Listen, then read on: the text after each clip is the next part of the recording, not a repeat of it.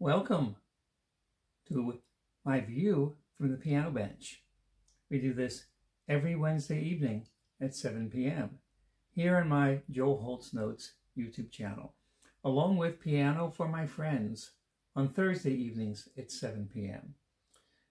For this particular series, we have a unique topic every week, and I share from experiences or insights if I have them, just things to open the window or the curtain a little bit, pay no attention to the man behind it sometimes, and hope you find this engaging. Thank you to those of you who support and encourage me via the links available on the support page of my website. You'll see a link to that in the video description. It's helpful and much appreciated. Any little drop in the tip jar, the PayPal, the Venmo, or if you would take a look at the Patreon and consider that as a tip jar option. But now for the topic at hand, which is intimate space venues. And this will probably become a part 1, part 2, part 3, but just to not box myself in, because I never know where I'm going to go, whether I'm playing the piano or opening my mouth, or sometimes driving my car. We'll leave the part 1 kind of in tacit parentheses right now, and just introduce the idea that some types of music, some presentations, some things in their relationship to the larger culture at large are kind of more, you could call them subcultures, and not necessarily the kind of things that are going to fill football stadiums, all the time.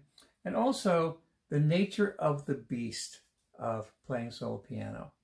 Although, there are solo piano concerts that have happened on big stages, maybe not just acoustic piano for the sake of acoustic piano in a football stadium.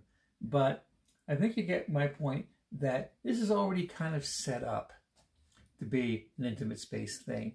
And especially for me, because I'm one of these kind of draw you in, kind of metaphysically sit next to me on the bench kind of thing, and I'm not one of these, big chops, impressive guys who is just there to either wow you or think I'm wowing you. I want to connect with you. And that's kind of an intimate space kind of thing all by itself. So, in the spirit of like intimate space venues or, pianos in restaurants or whatever, an appropriate tune, I guess.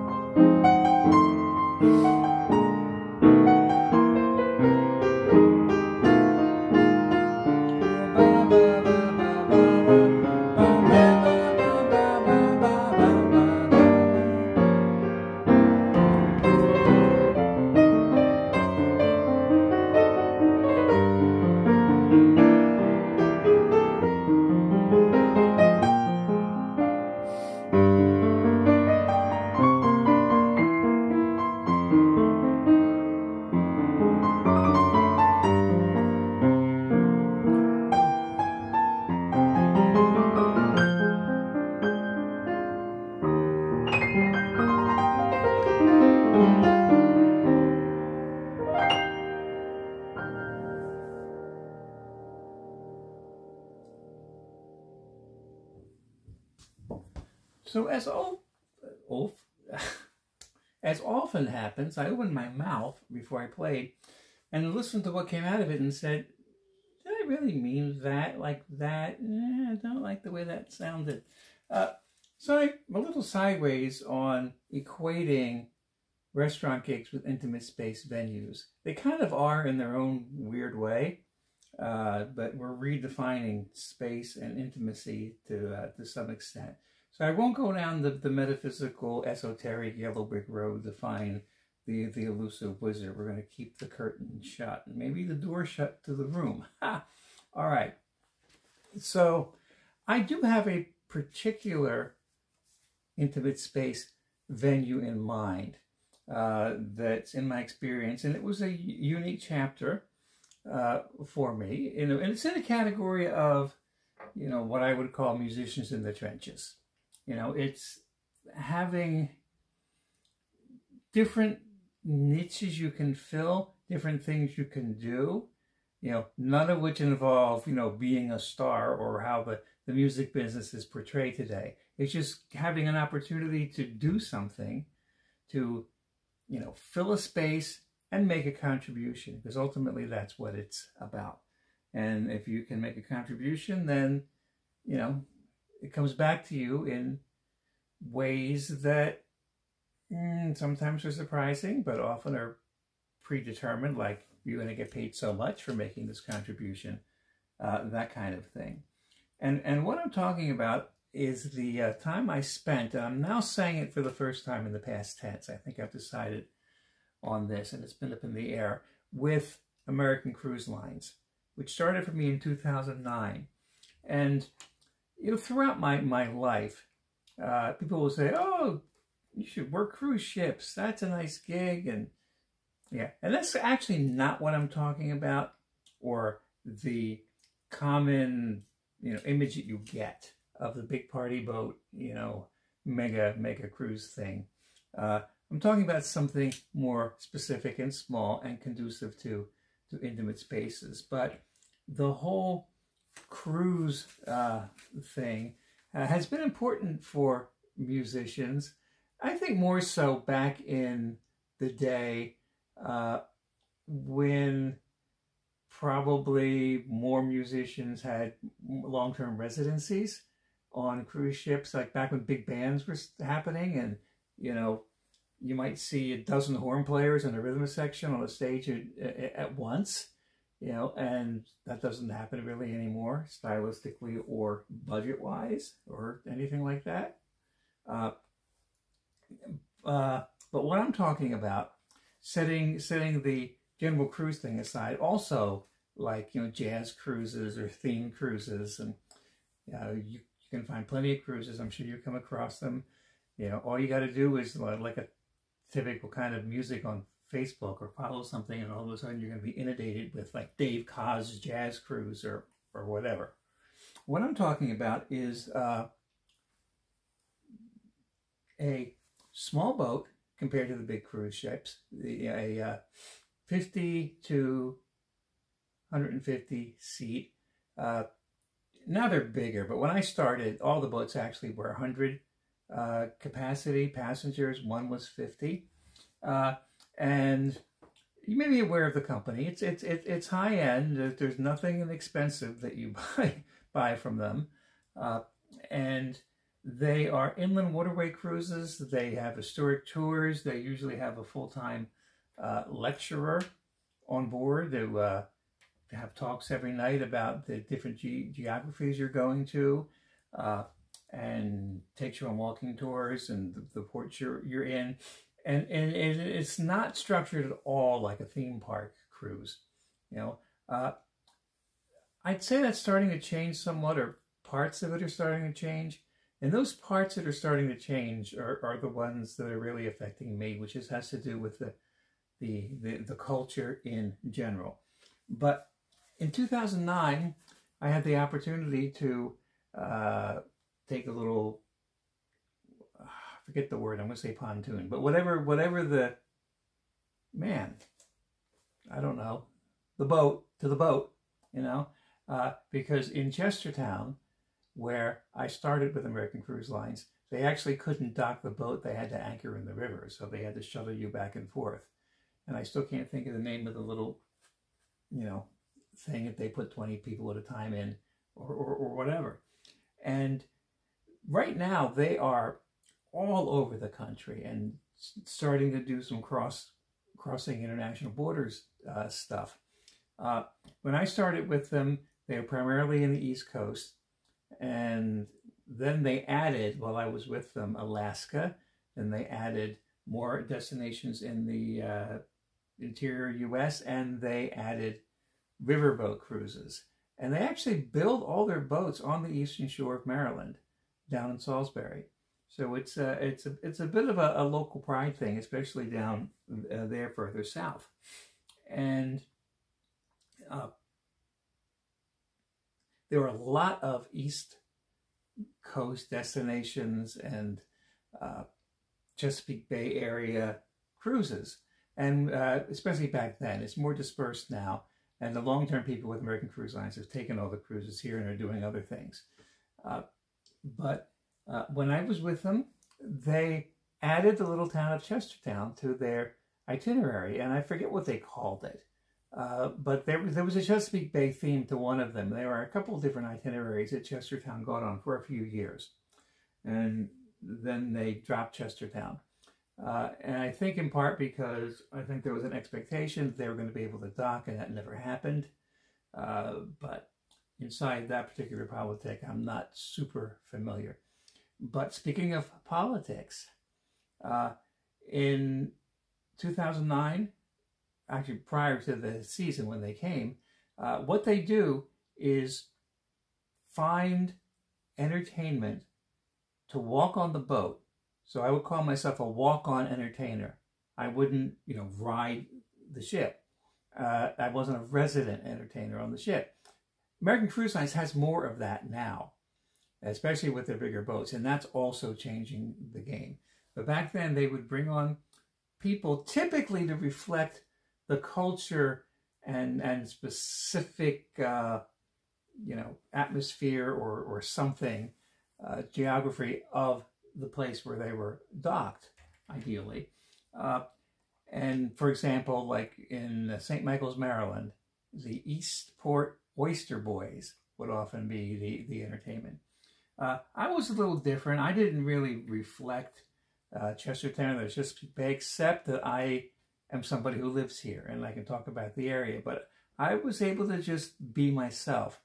And speaking of the politics, what they did was they contacted the local theater in Chestertown and contracted with them to put the entertainment on board. And it was just, I was in the position at the time politically to be, channel this. It's sort of like, okay, it was time to do something for Joe, and it just came along, here, Joe, take this. Which is a lot of what happens, in any business. But in the music business, you always hear about the right place, right time thing. Even on the micro level and the trenches level, certainly. And you build relationships and you network. I'm not really a big networker, but the networking happens just because of what you're doing. And I don't know if it was anybody's expectation that I would spend over a decade doing this with American Cruise Lines, but that's how it happened. And I would go on the boat, and first time I was a little trepidatious about it until I realized, this is basically just like a floating retirement community. That was their demographic, and an older demographic. And it still is, although some younger people are doing it more so now. And back in 2009, that's still when I was reasonably involved in senior communities and doing lots of senior entertainment. And when the music that I do was still kind of hanging on to the culture, which is not so much the case now. So I would kind of concentrate on that big band era, and that worked for the crowd. And I would build a little program on that, and often start with this tune.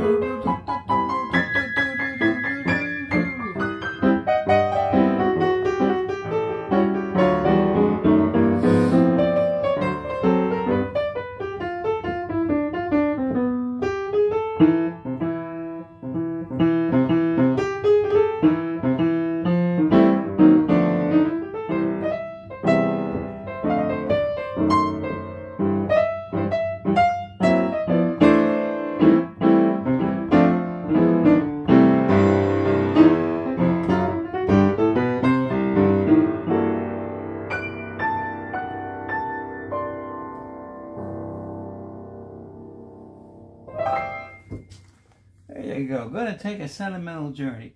And as you might imagine, I would use that as an analogy of taking a trip. And I would set up a program about musical improvisation, not calling it jazz beforehand. Eventually, I had to use that word as of a few years ago. But the advantage to me is, it's a small boat. They pretty much offer one thing, that particular entertainment in the evening. You can just, choose to sit on your deck or come to what they're offering to you. And so I didn't have to really say what I was going to do. If I use the word jazz, that can be scary. And if somebody would ask me once they see me on the boat, what kind of music are you going to play tonight? I'm going to say stuff which I usually got away with.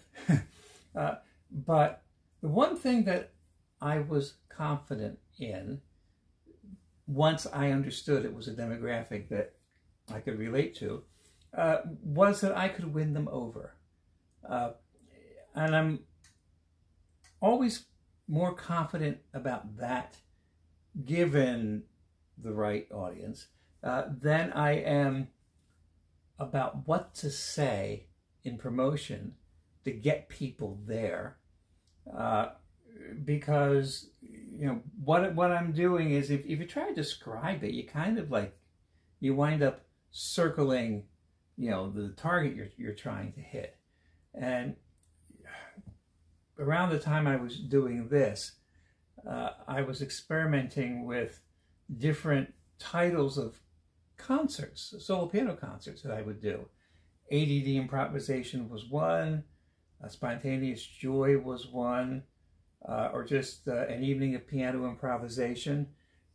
But I was avoiding, naming type of music, or it's actually just really saying the word jazz. But confident that even if people would have not come if they saw the word jazz, they at least won't hate it, right? And one of the compliments that I would get, just in general, repeatable, so it's scientifically valid, it would continue to happen, is, I don't like jazz, but I like you. And that's actually what I go for. And when I talk about demographic, I guess on the cruise boat, it was two things. It was age, and it was, I certainly don't want to say the word sophistication, but it was an audience that was inclined to, appreciate things from an arts perspective, which is the audience I'm looking for. For the most part, at least if they're open-minded a little bit, people who would go to a classical concert could probably not hate what I do, even though it's a different thing, but it's that kind of audience. And I would set up then this idea of, okay, we're on a journey on this boat, and be glad I'm not your captain. I would start with something like that, because that requires meticulous planning and attention to detail. And if I'm taking a journey, I pretty much just start going and then realize, where I am partway along the way, and then keep going and find where I'm going to be next. And setting up the idea of pre-working out something versus improvisation, and we'll go down that road. So I think what I'm going to do is skip over this and then come back to it and talk about the improvisation and the role of shtick. The line I've used many times, you may have heard me use it, and when I was when Washington College had a jazz combo, and I was able to be kind of the instructor, or I would say the coach, I would say to the kids, shtick is fine as long as it's delivering substance. In fact, shtick is good. Be lighthearted, have fun. So when one of our sax players, entertained, or the idea was entertained for him that he should sing Rainbow Connection in his Kermit the Frog voice, which he had a very good one. I actually talked him into it, and we made something of it. And part of my shtick in talking about improvisation is to introduce the idea of ADD, attention deficit disorder, and then make apologies to if there are any medical doctors on board, and basically say, and of course this is somewhat tongue-in-cheek, that nobody ever heard of ADD until somebody kind of dreamt it up in the 1980s to find a way to call creativity an illness. But I stay lighthearted with it. I don't entirely believe that, but I certainly believe that what's called ADD, especially in terms of disorder, is from the perspective of who's defining normal. And in my world, that kind of non-ADD thing that you would go for through medication or whatever just kind of shoots a hole in the heart of what I'm trying to do. And there's all these different places for all these different kind of people in the world. But anyway, I digress. I do that easily, often, and sometimes pretty well. So what I'll do, probably about third tune in, second to fourth. But by the way, third tune in, and I had an interesting conversation with somebody who was kind of, this is years ago, but in the inner workings of the Nashville music scene and the country and the gospel, thing that was coming out of there years ago.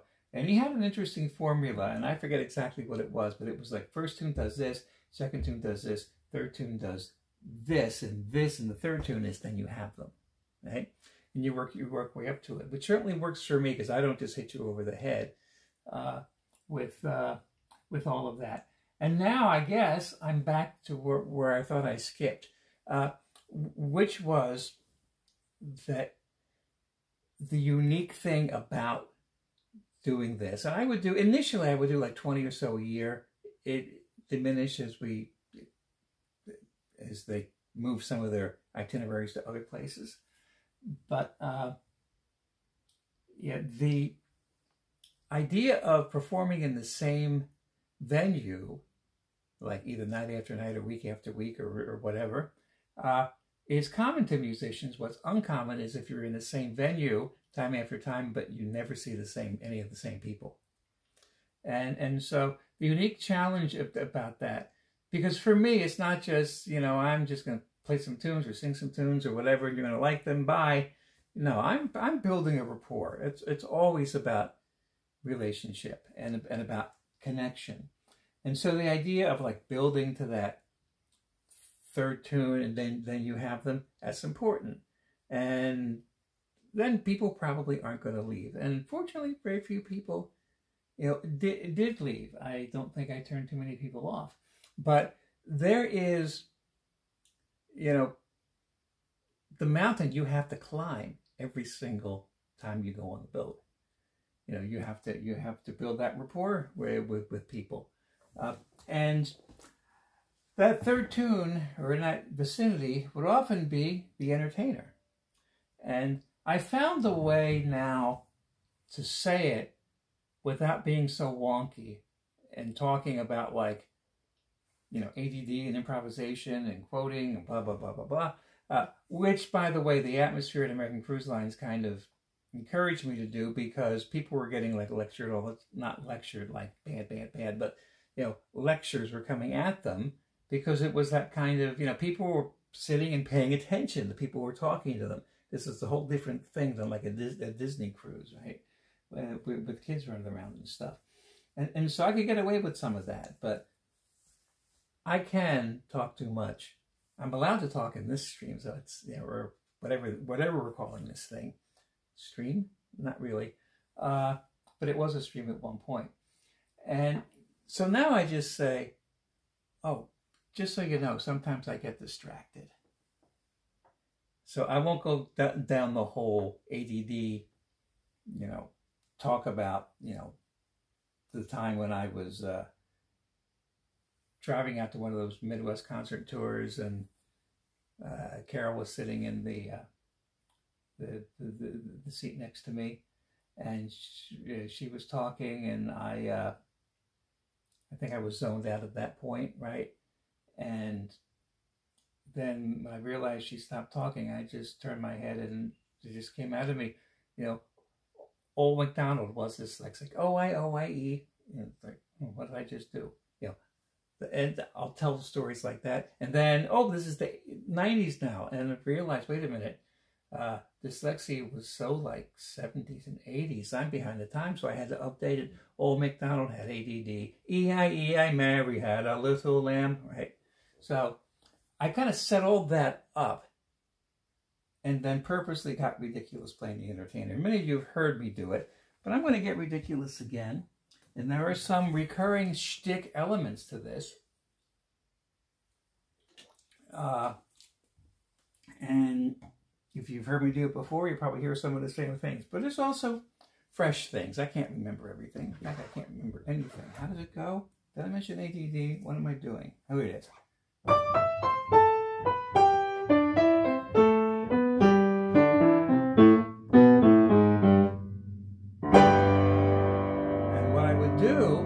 I would say, I really have trouble keeping it straight. I'll do my best and we'll see how long I can go. That's how I would intro this before I started playing it, not now.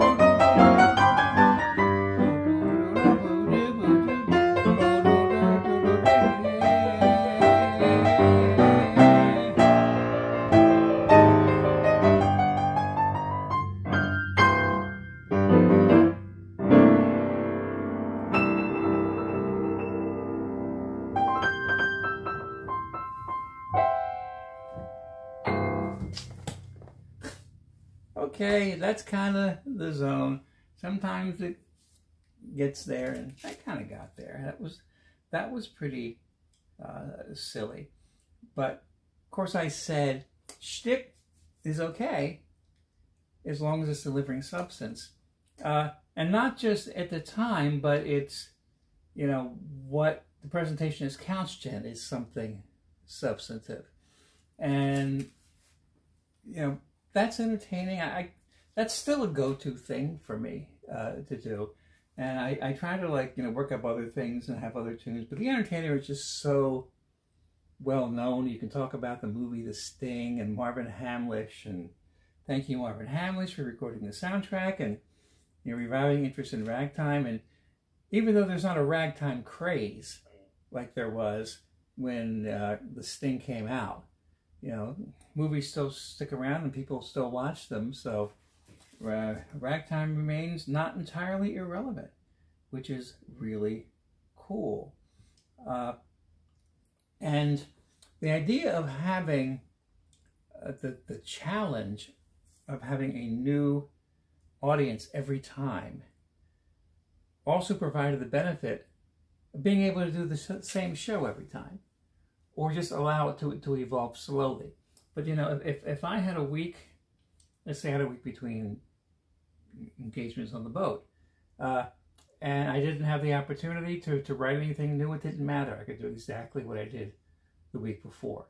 And of course, ideally, you don't want to do that. You want to take every opportunity to, you know, push your own envelope out and stuff. But you also wind up taking advantage of situations given to you like that, which is in contrast to when I was heavily involved in programming in senior communities, and particularly in healthcare and assisted living with a kind of music therapy emphasis somewhat. I would write theme programs, and I'd write a new one every week, and they would tell stories, and they would have, you know, so this was a piece of cake. It almost felt like cheating at first. But after playing a few more tunes, there was directions that I would go. But I would get serious, and I'll still try to do this often in solo shows, or when I say get serious, portray seriousness by playing a simple classical theme, like an Ode to Joy or something like that, and just improvising on it, but in like a period style, right? So I think I just did one of these in a recent, you know, edition of View from the Bench, and I'm not sure which one I did. So I might be doing something I did a week or two ago.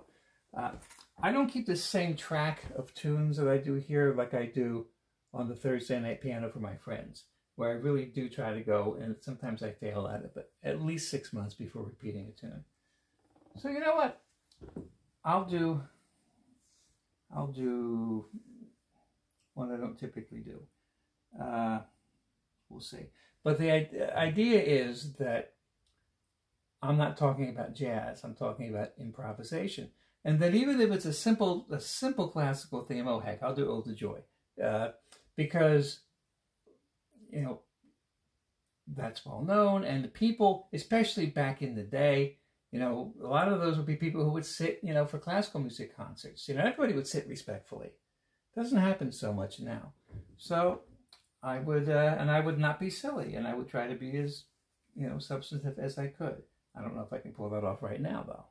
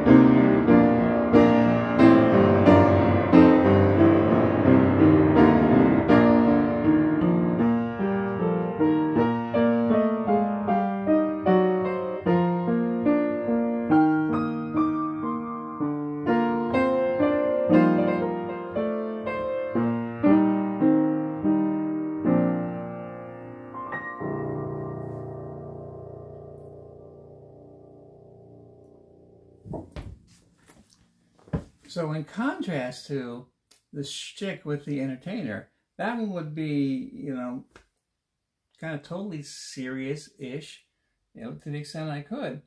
But something like that you have to work up to, and you have to build the rapport. And then, you know, people are anticipating now what's going to happen. And with the ADD shtick, you just keep like going a different direction every time. But again, this is, I mean, you could do it in a big like concert hall if enough people were interested in coming. But as you can easily picture, you know, people in the same kind of small room. And in this case, actually, you know, a large version of a living room where you could seat 100 people or 50 on the smaller boats. And just lots of sofas, you know, lines of sofas going down. And demonstrating improvisation is also demonstrating, you know, being in the proper moment. So, you know, what you would play on something like this would be different than what you would play on The Entertainer, what you would play in Sweet Georgia Brown, or on like a Billy Joel or Elton John pop tune. You know, you're going to be in those particular moments. But as the culture shifted, even in the, you know, 10, 11 years, 11, that I was doing it for American Cruise Lines, that became more problematic, and more so than like going to a retirement community and playing, because, you know, that's a thing where people are expecting, you know, a concert, right? And on the cruise boat, you know, not everybody is, well, I mean, if it's set up like a concert, then it will be one. But as younger people come in, you know, the expectations change. And one of the things that made it really difficult, and I think this started maybe in 2017-ish, when they introduced the larger boats, the 200 plus passenger boats. And then you had this additional floor you go up to and the keyboard. And that's another story. I didn't have an acoustic piano. And that's a big part of the reason why I'm jumping ahead of myself a little bit, that I've decided not to go back post-COVID. I've got plenty of other things to do. So it was, you know, gangbusters right up to COVID. And then, or at least it was wide open for me. But on that, anyway, the floor, there was, what there wasn't in the other smaller boats, a dance floor. And that's problematic for an intimate space venue kind of thing. It's not problematic for what the cruise line wants to do. I mean, it's totally appropriate, you know. And the bigger boats typically would have a little resident, you know, duo or something, and they play dance music and have 70s night and have this or karaoke this, you know. And it becomes more of like, I'm saying the theme park cruise, but yeah, you know what I mean. And the first time I came into the large boat and saw the dance floor, like, I might be in trouble here. Not that I'm opposed to people dancing, right? But as you can see, the whole program was about, you know, them being attentive and me being attentive, right? And as soon as I turned around and saw, you know, a couple dancing behind me, you know, what do you do about that? And you sort of become like rah-rah entertainment, but the whole thing began to kind of, you know, flake apart from inside. And the other thing with a big room like that, in contrast to the 50 to 100 seat living room, then people start breaking off in sections and being huddled in their own little corners and having their own conversations, which is fine.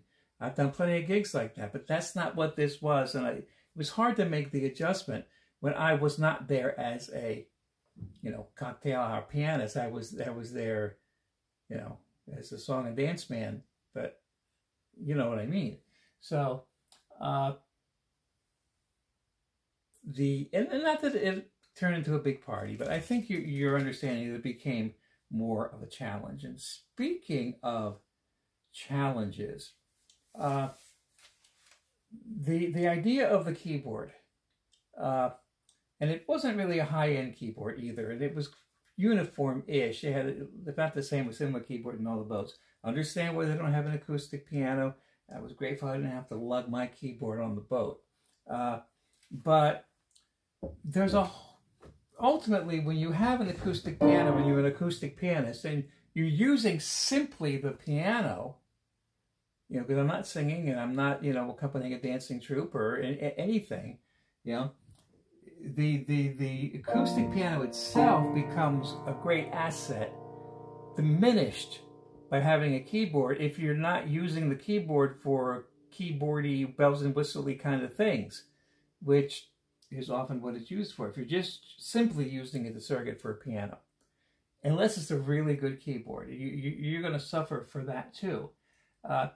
And now that I'm involved in other things, like that, American Cruise Lines, but I'll tell you about the one that's happening now later.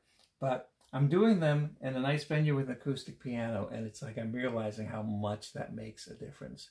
And also just having the mainstay for all the hundreds of shows I did there with a wonderful piano. It's like, you know, I know I'm cutting myself off from some opportunities, but, you know, we do what we do and we understand what we need to do to make it work. So, yeah, not having an acoustic keyboard was, or not having an acoustic piano was always a challenge. And way back, I guess, about 20 years ago, I made the decision, but then backed off from it soon thereafter and didn't follow through on it, to sell my keyboard and only take gigs on acoustic piano. You know, believing, and it would have been easier then than now because there are fewer acoustic pianos and more keyboards. But believing, and I still could believe this, I guess, that, you know, I could rise to the occasion, so to speak, to be able to capture enough work in the more limited pool that I was forcing myself into. But the thing that happened that actually made me realize, no, I shouldn't do that, was when I started doing a lot of two-man rhythm section work in Rehoboth, particularly with my friend Mike McShane, my left hand playing bass and all of that. And it's like, I guess I'm keeping my keyboard, you know, but it doesn't mean I like to play it instead of a piano. But man, the Mainstay, or Mainstay Mondays in particular, which started in 2016, although I had done a number of things at the Mainstay before, you know, spoils me and continually reminds me of just how important an acoustic piano is to a pianist.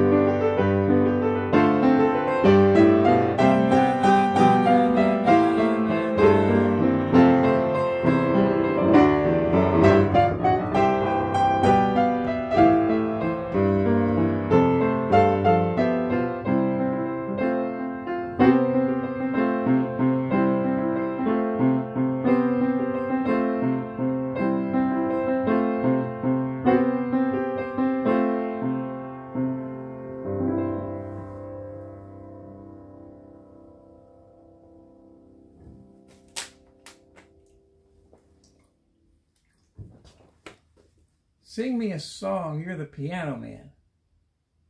Well, can I just play you a song? I'm kind of not that guy, you know, and yeah, and that's kind of one of the bottom lines of this whole thing. So when COVID shut everything down,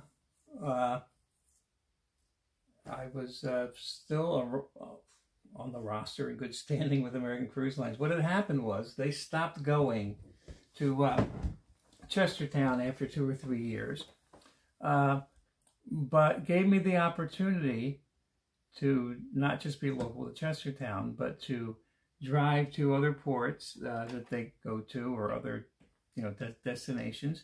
And I could get to 2 or 3 of them like within an hour, hour and a half, and was willing to do it. And so I kept my regular, you know, status with them, driving to Cambridge, Maryland, sometimes to St. Michael's, typically. And I think what helped me, or just allowed me to continue to be there year after year, because I'm sure they do, you know, customer surveys, and you know, even with the challenges that I had in the bigger boats and the younger people who pretty much only wanted to hear, you know, Piano Man and other kind of stuff, and, you know, didn't have the attention span for the other thing, I found a way to deal with it. I just wasn't comfortable, you know, but I figured, and hopefully I'm not doing this, but I think I got good feedback. And I know that, or the organization got good feedback about me. And a lot of people would tell me that after the shows. I'm sitting around talking to them, put on my CDs, and, you know, that kind of thing. And, you know, got some wonderful comments, and because, especially initially, but still now, there are people there who wanted to have that kind of substance. They wanted, you know, they might enjoy the Elvis impersonator, or the, you know, the Andrews Sisters tribute trio, or, you know, whatever's, you know, coming in on a given night. But this kind of thing was unlike what they were getting before, and it was a pleasant surprise to a lot of people, you know. And after it shut down with COVID, when it reopened again, you know, I took my time, you know, letting them know I was ready. Because actually they were starting again before I was considered fully vaccinated. It took my time with that. I mean, I meet the criteria and, you know, good vaccination status, but it was just something, you know, that I took my time with. And so that bought me a little bit of time. And then I just have let it go. And I'm really content letting it go. And content to be grateful for having a bunch of years. I can't say anymore, and I'm making it official kind of here, you know, that that's something I'm currently doing. And I haven't changed it on my website yet, because I only pretty much just kind of now, or just very recently, decided I'm not going back. I was still in that sort of COVID pause, right? So I'll have to change it on my bio on my website to say from 2009 to 2020, you know, I did this. Just like, you know, Mainstay Mondays was 2016 to technically 2021, and that's over, and now I have another series, you know. But you know, it just goes back to the rose-colored glasses thing, that if you have a contribution to make, there'll be a place for you to make it, and you just have to trust in things like that, you know. And I'm better now at not scheming and just being in the moment and allowing those moments to, you know, create the next steps for me and to open my eyes to what I need to see. So I'll play one more tune, and sometimes this is a tune I'll close with, or I'll make it part of the you know, presentation, and that's like playing jazz but still kind of couching it. And you know, by that time, like at the end of the program, I've used the word, which I'll call a 4-letter word, you know, that to some people it's a curse word. But again, familiar tunes and making connections. So you take the tune I Got Rhythm, and instead of playing I've Got Rhythm over it,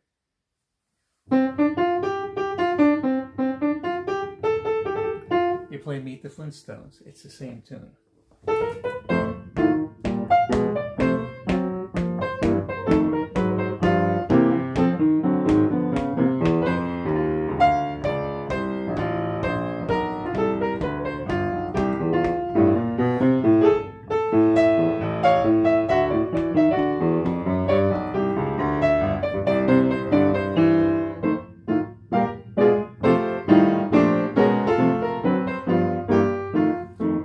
I get a little tired too, but it shouldn't matter what key I'm playing it in. But over the last 4,700 times I've done it, I played it in a different key, and I was mixing up my keys. So should I stay in this key, or should I? Well, who knows what I'll do.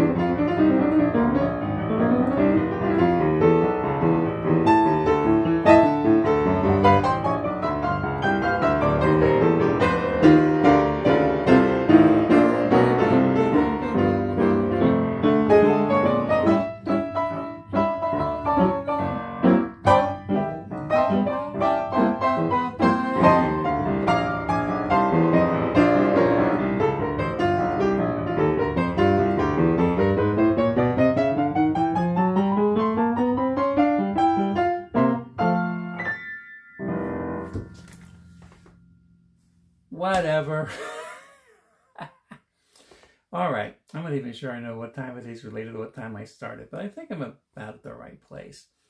Thank you for being here. You're seeing this on Wednesday night, so join me tomorrow night for whatever I do. Piano for my friends. And keep in touch, and hope to see you in person sometime. Thanks.